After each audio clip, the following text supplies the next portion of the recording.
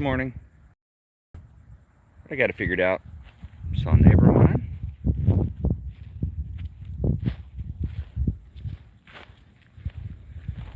So good morning. Welcome to Eat Your Backyard. We're going to go for a walk and talk. This series is backed by popular demand. And today we're going to explore the edge space of a public area not far from my location and see what we can find. I always think that this is well worth doing, which is to just explore and see what has been grown in the side spaces of the world. This is also a key permaculture principle that I'm really interested in. And I learned so much by just simply walking around and observing, and I'm, no joke, super stoked that, well, we got 3 people on the stream right now that, excuse me, that you joined me for this morning walk. It's juniper, I think. Very nice. Of course, that's a hardy one. Oh, look back in there. See those? Vinca, Stinkavinca, white Vinca. We call it Stinkavinca because the smell when you pick the flower, it's the least.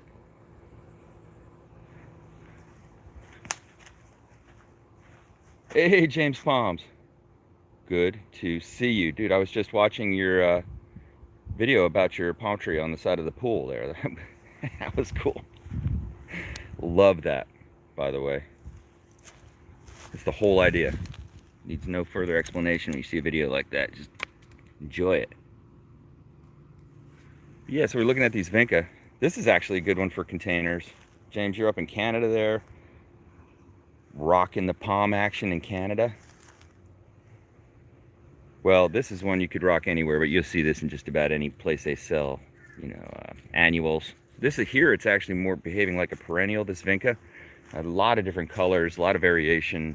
They just are prolific from seeds. So really great. Now the question is, will the rabbits eat them? And the next question is, am I going to get bit by snakes? So I need to be very careful I don't get tagged by a little pygmy rattler or something here. I find myself just like diving into these things, and then there's another color of the Vinca. Pick that. Smell the stinka of the Vinca. Oh yeah, still rocking the classic Vinca scent. Beautiful flower, really. Compare that to the white. Yeah, pretty cool. And the edge space is also, you find what's resilient, what makes it on its own. These are carrotwood trees. This is another great container tree, but these things want to spread out. They want to have big feet. And so you'll find with a carrotwood tree, the reason they call it carrotwood is because it has these, I don't know, quarter size seeds that prolifically drop and high germination rate, but they're orange, hence carrot reference. Pepper. There it is, Brazilian pepper. That is a major invasive species in Florida. It will just grow over and crowd out everything. So we don't like to see those, but what are you gonna do? Spend your whole life worrying about weeds? There's another carrotwood, and you can see how successful these things are. 1, 2, 3. They actually make great specimen trees if trimmed, but you just gotta realize they drop a lot. Oh, that's cool. You're coming to Florida next week. Welcome. Welcome, welcome. Stoked to hear it. Are you doing the West Coast? Seemed like on some of your other videos you're on the West Coast. The beautiful West Coast of Florida.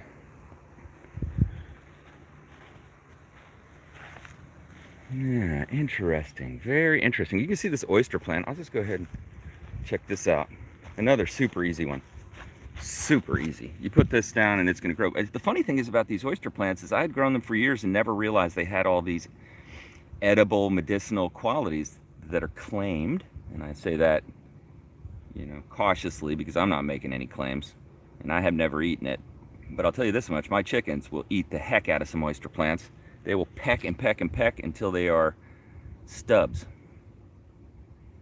Going to the Keys. Oh, in Central Florida. It's in Merritt Island. Uh-oh, we might have to make a plan. If you're into it. Okay, spongy fern. Look at that, spongy fern. Another one that will just grow like crazy, but isn't that interesting? This one will grow super easy. It's actually, the weird thing about these is it's actually got almost like a thorn that's in here, but it's really have to, it's just at the very base of the main branches that you find the thorns. You'll see that they have these little seeds. The Keys are the best, James. There's no doubt. We call it a aquatic Disney World. These little seeds will grow almost 100% of the time, which is why these suckers spread really fast. But one thing you can do with these spongy ferns is you can trim them. Like you could trim them like you would, hey, playing in my yard? Oh, sweet. Yeah, dude. The oyster plant's a good option, man. And here's the thing, as far as I could tell.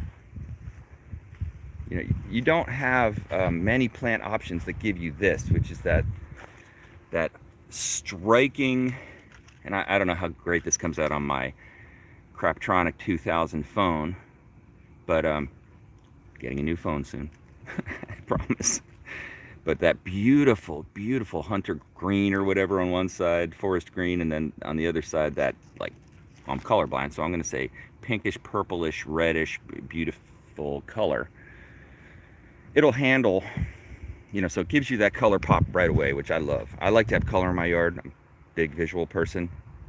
Oh, you chickens love those, Daniel Orla? Thank you for jumping on the stream, brother. Yeah, I mean, your chickens kind of tell you. I saw my chickens pecking at a mushroom on the side of my yard that was growing out of a palm tree log that I had left there, and I kind of panicked for a moment, like, uh-oh, dead chicken. Chicken just ate a poisonous mushroom. But the chicken kept on kicking. Aha! Ooh, I almost missed this.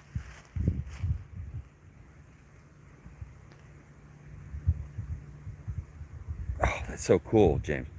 You got a neighbor with the hookup for the chicken eggs. I've got so many ideas in the chicken category, by the way, which I'll hold for now, but I want to talk about now that you brought that up, James.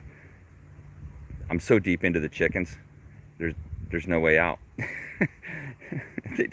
It makes so much sense, and I enjoy it so much. Simply put. Anybody know what this is? This is not a quiz, but it's fun to just explore and find what we can find. Isn't that an amazing, amazing color, but also an amazing structure, and also bizarre? It is. Here we are. What do we have under here? Aloe. Aloe vera. This is a very good variety of aloe, which grows very commonly around here. Very wide leaf on this type of aloe. I don't know. I've never used it for like sunburns. I am embarrassed to say I suffer a lot of sunburns. Yeah, you love chickens too, James? I say don't be afraid to love the chickens. I'm honestly, I was a little afraid to love them, you know? Yeah, I love chickens for dinner. I love chickens for eggs. I love chickens for just chasing a chicken around the backyard. Jack, my son, is totally immersed in the chickens, as I am. And we're all looking forward to the beginning of the eggs. Oh, look at this. Oh, what do you know? What do you know? Just found a little swarm of butterflies. Is that what it is? A butterfly swarm? Approaching the butterfly swarm. We've got butterflies swarming around a beautiful bougainvillea, which I like to call the basketball popping shrub. Or in Louisiana, New Orleans, they call it something. I don't know. Never been.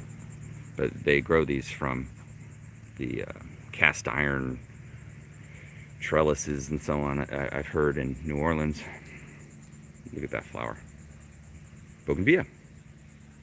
It's a great, like, you can grow these actually tree formed, and that's my favorite way to grow them. Yeah, watch chickens playing. It is hilarious. We've started to imitate the way the chickens move their head, the way that they'll extend it and then tilt it to the side. Jack and I do that now. So do the chicken thing. There's so many chicken things. Their chicken behaviors are like, I might make a video just about chicken behaviors. Oh, your daughter chicken sits? That's a great experience, man. Playing in my yard.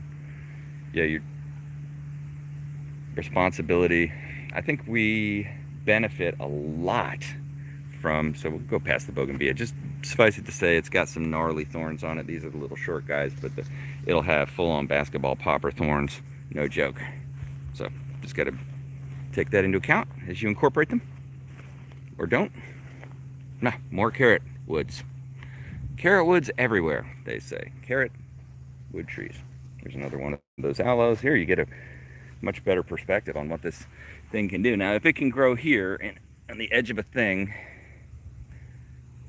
being cared for almost not at all, anyone can grow it. Lots of the aloe here. So, how'd all this stuff get here? Oh, here's Confederate Jasmine along the fence here. Great choice, by the way, for a fence, Confederate Jasmine. I love the smell. I'm going to get a little bit sprinkled on here, but I love the look of Confederate Jasmine, and it really is a prolific bloomer of flowers. And you can actually, if you walk by a shrub that's blooming, you can smell it as you go by, and it's really, really good. Much more aloe.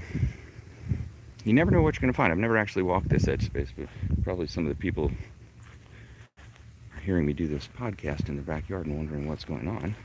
What do we have here? What do we have here?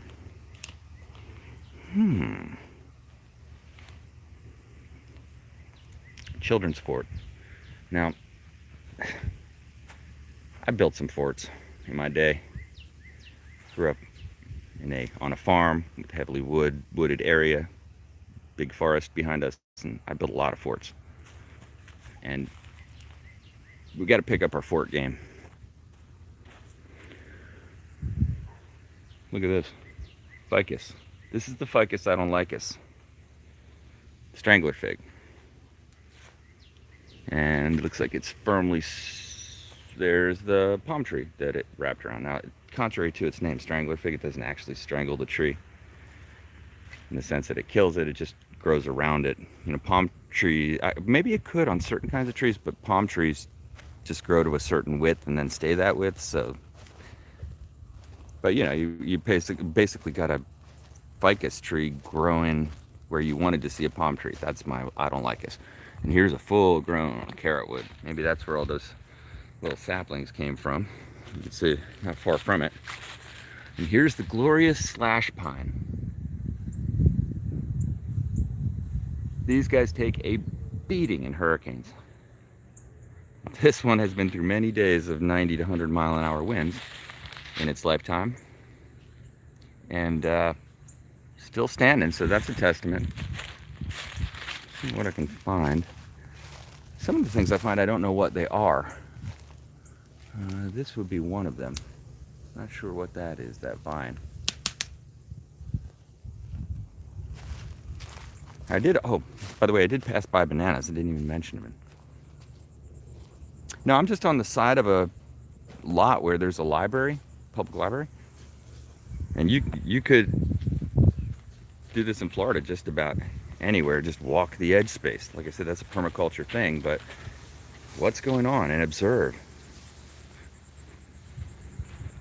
I used to do a lot of this type of stuff when I first moved down to Florida, just to get tuned into what's happening, because where I came from was so different. Northern environment. That was, gee whiz, almost 30 years ago. But it helped me learn a lot. Always a shame to see garbage. Who wants to see that? Styrofoam. This is a very interesting shrub. It's very similar to the It's almost like it is a relative of, but I don't know, to this, which is the pepper tree, Brazilian pepper tree, invasive, horrible thing. Although, unless you want to get some peppercorns, you get the red peppercorns. But this one is similar, just not as vigorous, and it's got the variegation. And I always thought this was kind of pretty. And I wonder if these leaves are good for chop and drop, or good for feeding the chickens or the bunnies. So that just this walk jogged my memory. So, oh yeah, where I'm from originally is New Jersey, the great state, the home of Snooki.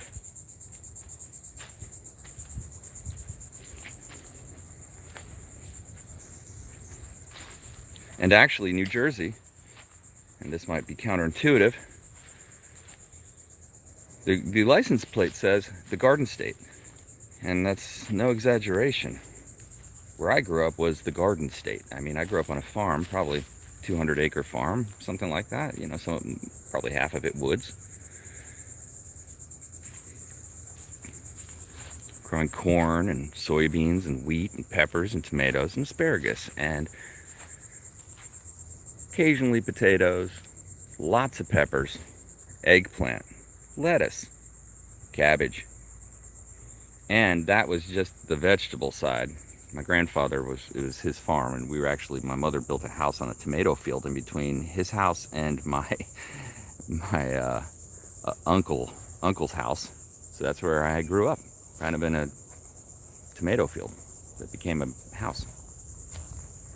But in addition to the tomato field experience was the fruit thing. My grandfather had a big love of fruit, so he had a dozen apple trees, all different varieties, plum trees, peaches, nectarines, gooseberries, raspberries, blackberries, mulberries, and more. So I grew up grazing. Dina in Orlando? I'm not sure who Dina in Orlando is. Ooh, but I am sure that this is a stinging nettle. There's an edible. Stinging nettle growing everywhere.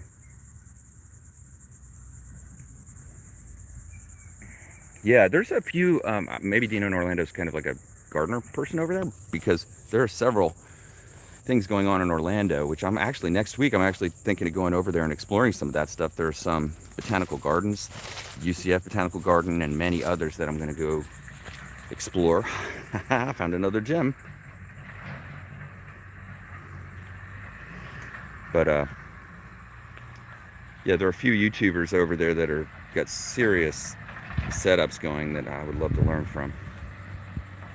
Here's another variety of aloe. Aloe species number 2. Yep, this one's a much more delicate form, but again, beautiful. I like how this one can be used to clump. Oh, Dina from the Jersey Shore? That's who you met up with in Orlando? Wow. That's super cool. I like her, I guess you'd say, character, her personality on the show. Oh, thanks, man. Playing in my yard. I love this type of stuff. We grew up on nature walks. Yeah, me too. I grew up just walking around fields, eating stuff. Honestly, is some of my most fond memories, and walking in the forest and just observing and thinking. And I can tell you, I still like to do it. Here's some more of that oyster plant. Oh, here we are. So the sun's kind of in the display right now, so I can't see much, but once I get up here in the shaded area, I'll take a look at the chat. This is a Nepali's pad cactus, edible thornless pad cactus. I could snap this off and eat it. And it tastes about like a cucumber. Oh, look, folks, a squirrel feeder. More aloe. All right, we're just going to cross the path here. This is the beaten path.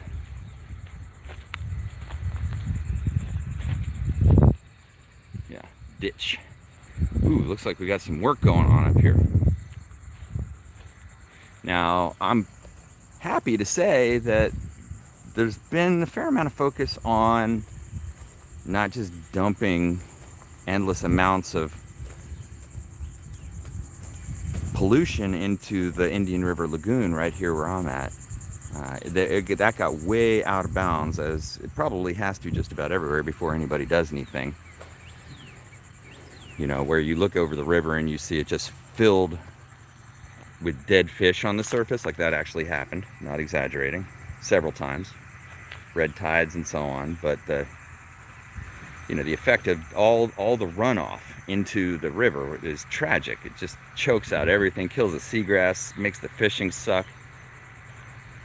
Bums me out. So what they did here was something I think is really awesome. They set up a stage of ponds with lots of natural vegetation in it that in a series of ponds cleans the water before it is returned back to the river. Just like it's supposed to. You tried Everglades tomatoes, no luck? Slick Rock? And by the way, thanks for jumping on, Slick Rock. That's surprising. No luck how? Like, no luck getting them to sprout? I had a great success with Seminole tomatoes. Oh, look at this. Wow, we got quite the operation. This is exciting.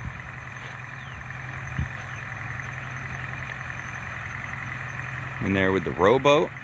We got alligators in this pond, little ones. And I only say that just to say there's lots of wildlife around. But look at this little corner. Guerrilla landscaping, so to speak.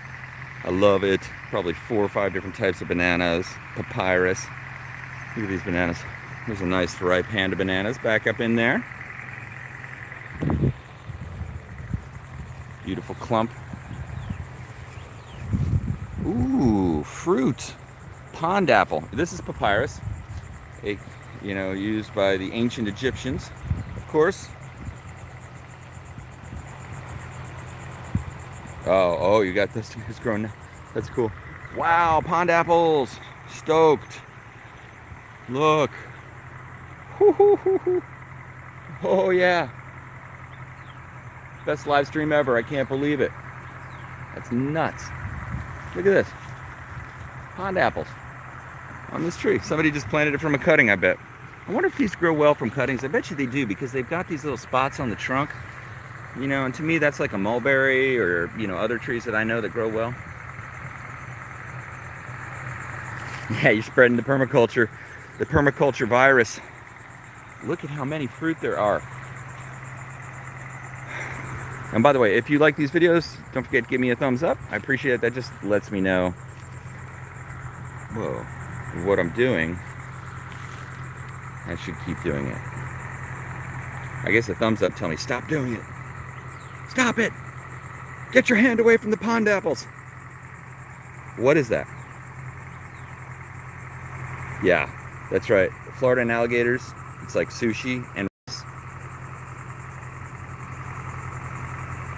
That is so cool. Never ever seen that. I'm gonna smell it. Let's see if we get a bug crawl out my nose. Nope. No bug in the nose, and it smells great. It smells spicy. Well, as I say at the end of the street, dude, I am stoked. I am. There's more bananas. Interesting. This one's growing in and amongst the cypress trees.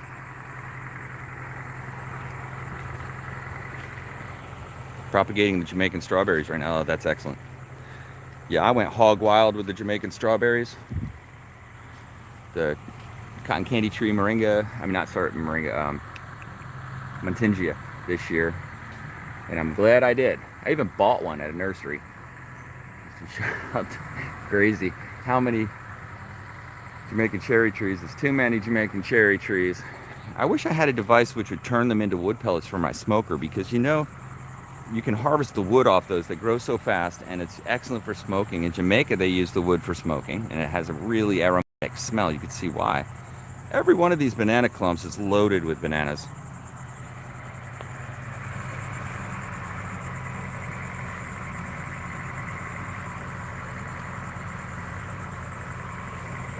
They're pretty healthy.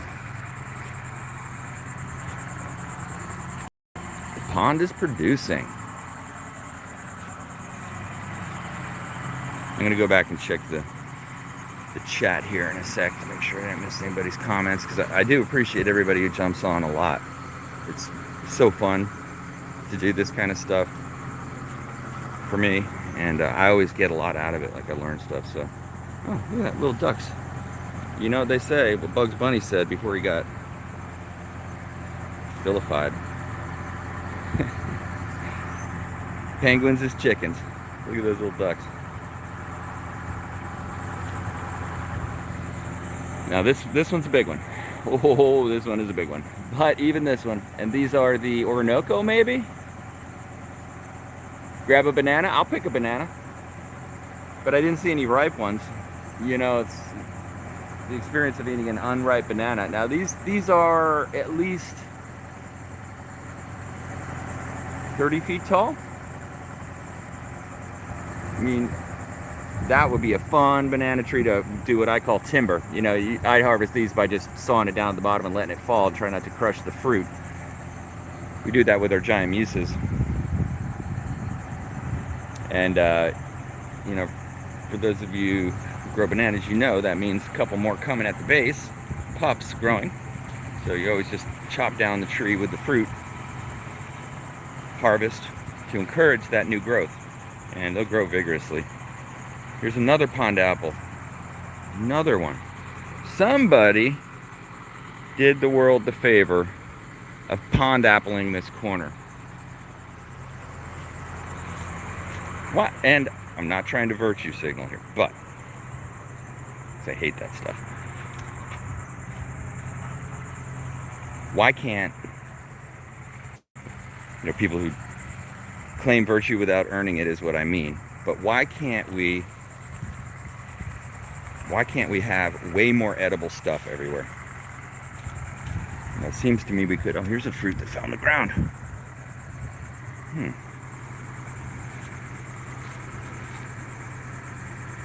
Oh yeah, the bananas for chop and drop, absolutely. I actually, when I moved my banana grove this year, I used almost all of the trunks of the bananas as compost. I returned it all back in. Only put the very base of the trunks into the yard waste. All right, I brought my new, by the way, I'll put a link in the description of this thing, affiliate link, but I love this thing. You know, this, little things, right? It's the little things.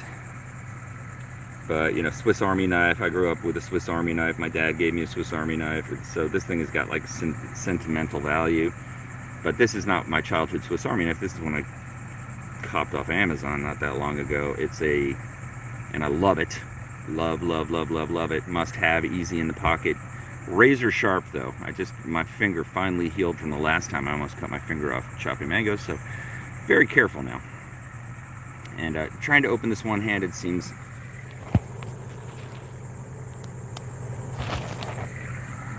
unwise.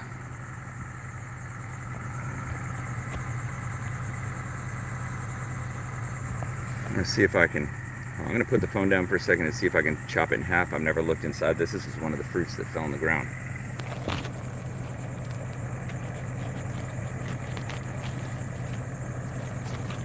Okay. Interesting. This is unripe, obviously, but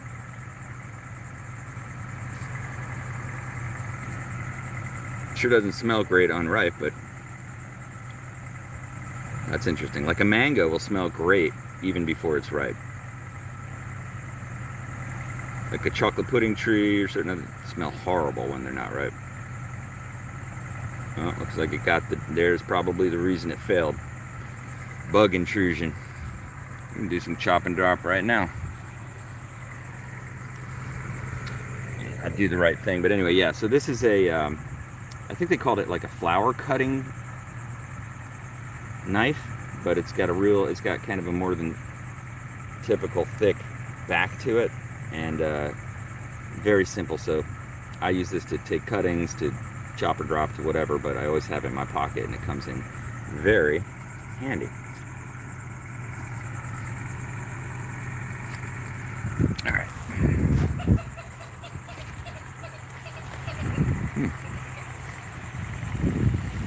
I wonder what they're doing here.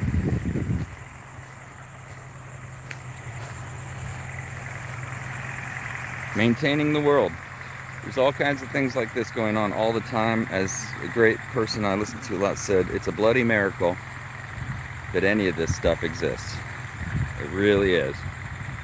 We are clever, clever creatures. And to me, this is an example of things going well to some extent, meaning, you know, we're creating systems that make the world a better place, theoretically, less pollution, more snook,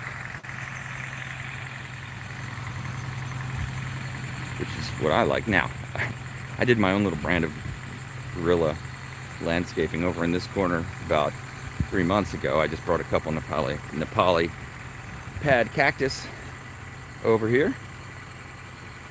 See if they took root, or they might have just become compost.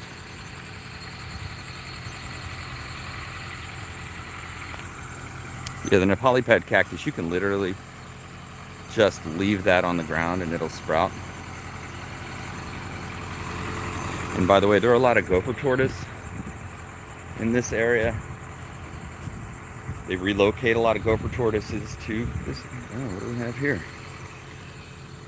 What do we have here? What is that? Oh, it's a cockroach. Thought it was a little frog. They relocate a lot of, oh, take this little nature trail, why not? So they relocate a lot of gopher tortoise here, which are pretty common.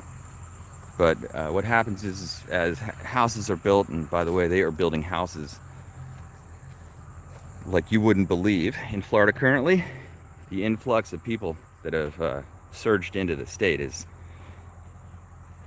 drastic.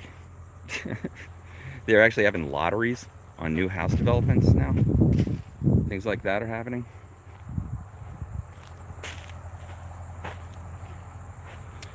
But as they build all these houses, you know, the gopher tortoises that were living on the lot, they have to relocate them. So they end up just piling up gopher tortoises in these little sliver areas. And I gotta wonder, are they piling them up to starve? How many, you know, there's only so much resources back here. I'm not trying to save the gopher tortoises, by the way. That's, for me, way boring. I love the environment, but so I'd rather just, but still, you know, I'd rather, if I'm gonna do something about it, I'd rather just come. Whatever I do, by the way, it's like trying to fix a military helicopter. You're not gonna come in and just start turning bolts and hoping, oh, look, if we just polish the windshield, you know, it's like, nah, just, you're not, probably anything you do, honestly, is going to backfire. Like, you don't understand the full scope and the complexity of it, you know. So, you know, you add in, like, say, for instance, the love bug. If you haven't heard of love bugs, Florida love bugs. Ooh, lots of flies around here. Gotta wonder, that's a sign. Why so many flies? But yeah, the love bug was an example of exactly what I'm talking about. Hey, let's bring in these bugs that do a thing, that prevent a thing that we don't like they do where they came from. Well, they were these bugs that they're testing, they get out of the lab up at UF. And now the whole state of Florida is swarmed with love bugs all the time, which are these little black, they look like little black flies that connect together when they mate, and they just swarm, and they have very acidic blood. And that when they smash on the front of your car, you don't wash them off, they, you know, pock the paint. I mean, it just becomes a mess, and they just are all over you, flying all over you all the time when they're around. I mean, they can be so thick that you just coated with love bugs. It's ridiculous. Now, I'm not complaining, but I'm just saying that's the kind of stuff that happens. So I'm not claiming by planting a Nepali pad cactus I'm affecting anything really beyond I'm planting a pad cactus. But I do know that the turtles in my yard, I have some painted box turtles that roam around in the neighborhood, probably pets that people let free or whatever, and they are always chomping on the pad cactus. And I discovered by doing a little bit of research that the pad cactus is a prized tortoise food. You can go buy a, you know, that same pad cactus for like a, you know, 10-pound box of it for however much, you know, $30-40. So anyway, cool thing is we can eat it too.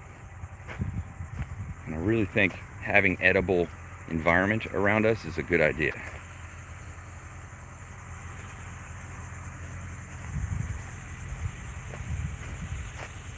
All right, yeah, these low palms, Low scrub palms, that's the habitat, that's the food for all these critters, and for the tortoises for sure. That's what they're typically eating. And you see here, careful not to get tagged, this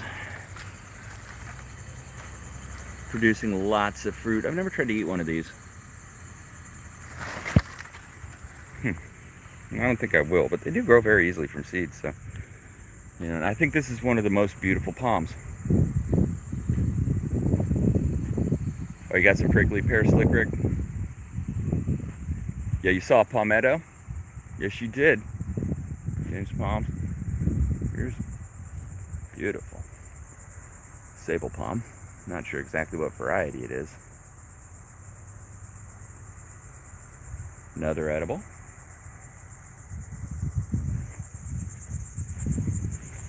All right. Back on the chat.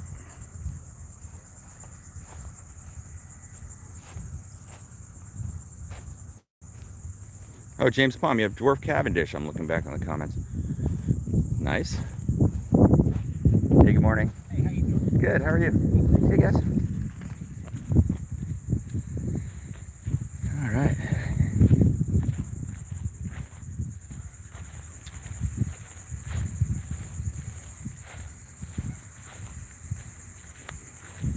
Is that a fire ant mound? No. That's not a fire ant mound. That is a Gopher Tortoise hole. See that? Oh, look at this Gopher Tortoise has got a flower garden out on top of his hole, or her hole. Interesting. Seems like a poor choice for a pick of a tortoise hole. Hence, there's only so many places to dig holes. At this particular location, we've now got, I don't know, 10 signs posted that say don't put the turtles in the pond. Don't put the tortoises in the pond. I don't know what the genesis of that is, but obviously some kind of tortoise pond tragedy occurred. I'm not a big fan of lots of directing signs in places like parks. Relax on that stuff. Just come here and chill out. Gotta get 15 directions. There are literally some parks down in down in the Treasure Coast of Florida, down in what they call the Treasure Coast. It's Indian River County, that we call no fun parks. At the very entrance, they have these gigantic signs that list out, you know, no, no, no, no, no, no, no. Yeah, no boats, no snorkeling, no alcohol, no, and I'm not even kidding, 24 things. And half of them, you know, you could kind of get the, maybe the alcohol thing, but I don't get the no snorkeling thing. And what, what the heck?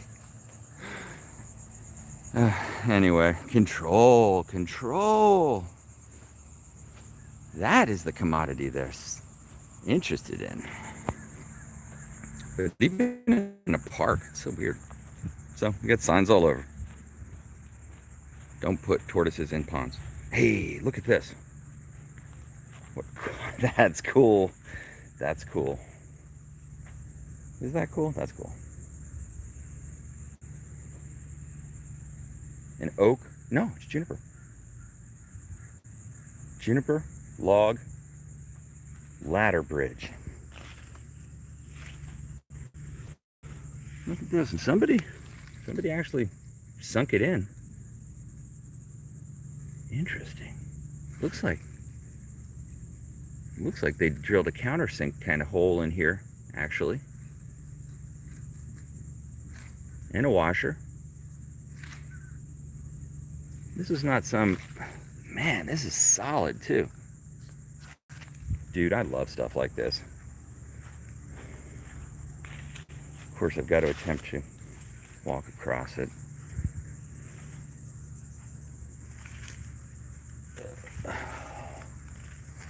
Oh yeah, rock solid.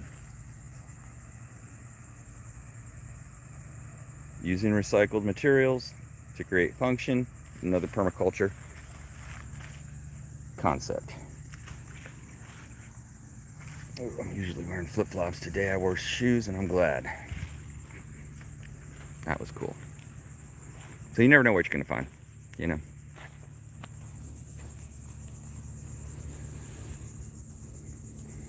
And if you wanted to get,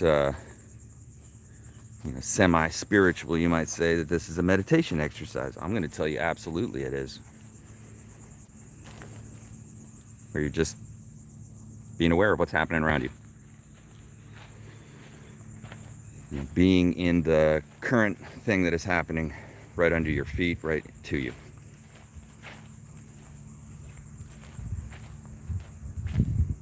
You pay attention to whatever's happening in your environment around you, your immediate environment. Not some mind-projected idea of the future or the past or monkey mind problems that usually sound something like, oh, poor little me. Look at that. Beautiful fern.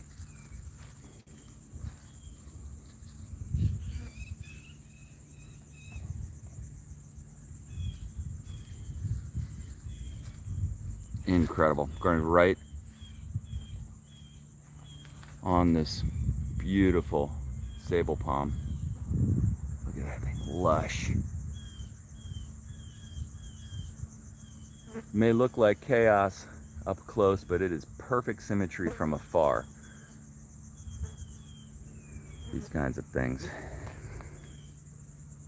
And another thing I noticed growing in here is another Florida edible. This is the air potato. This vine. Grow down. There's actually tubers down here somewhere if you retrace this. Yeah, this library over here, I did a lot of reading when I first moved down to Florida. And they have a whole section on like Florida local history of the area, and also hundreds of books on growing things, and Florida natives and Florida edibles and all that stuff. So I just consumed it. I like to read about things I'm interested in, not the news. By the way, when we get to that topic, first I'll say that library there was a motivator for me starting Eat Your Backyard, because the Eat Your Backyard thing was just an extension of my interests.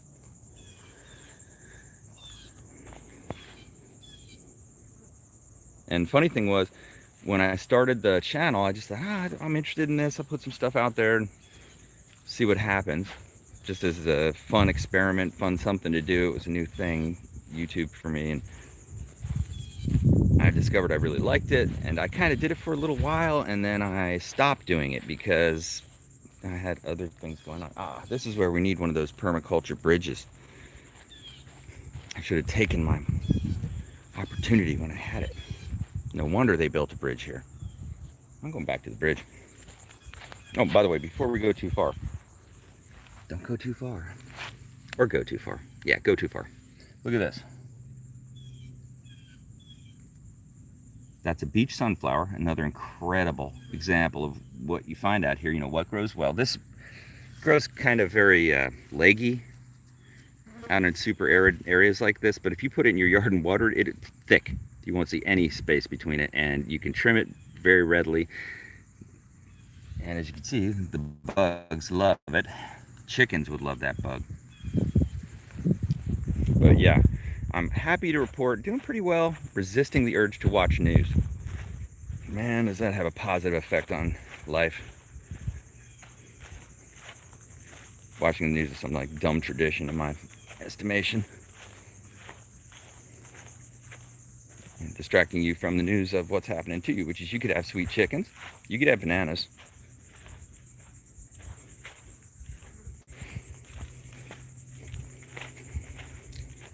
So yeah, I stepped away from the YouTube thing for, I don't know, maybe 6 months after putting in a bunch of videos about stuff I was currently doing.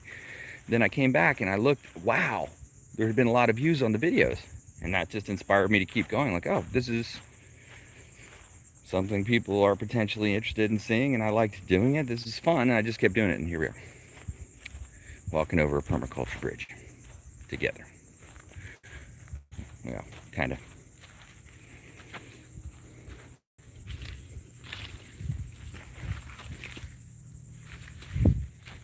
We made it. More air potato. By the way, I saw the Florida wild Easter egg. Alright, once you pick up the trash, you really got to kind of take it, because now if you throw it down, you just, yeah. But yeah, Easter egg. Half of an Easter egg. This is a great place for an Easter egg hunt. Ooh, what we got here? A little chicken roost? Okay, we're going chicken time now. I'm going to go right into the topic of chickens. So here's what's on my mind. I've been watching all these great permaculture mentors that exist on the internet, and I'll just list a few. One is Justin Rhodes, and he is next level sophisticated in my estimation. And also Joe Salatin, which he's associated with. Joe Salatin's incredible as well. These are people that are changing the world for me. I mean, Edible Acres. There's another one I found. Some folks up in Ithaca, New York, have a really cool setup. Okay, now that leads me to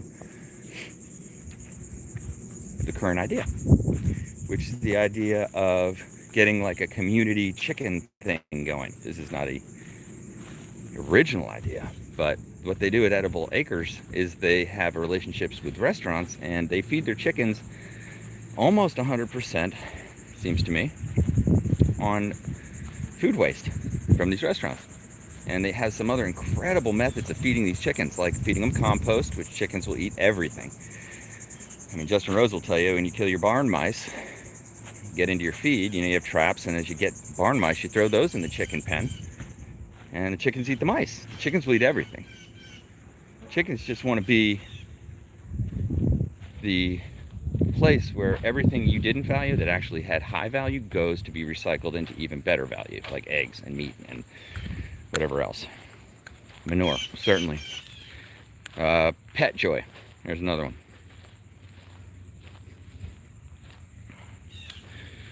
Well, so here we are back at the sweet Electra Beach Cruiser.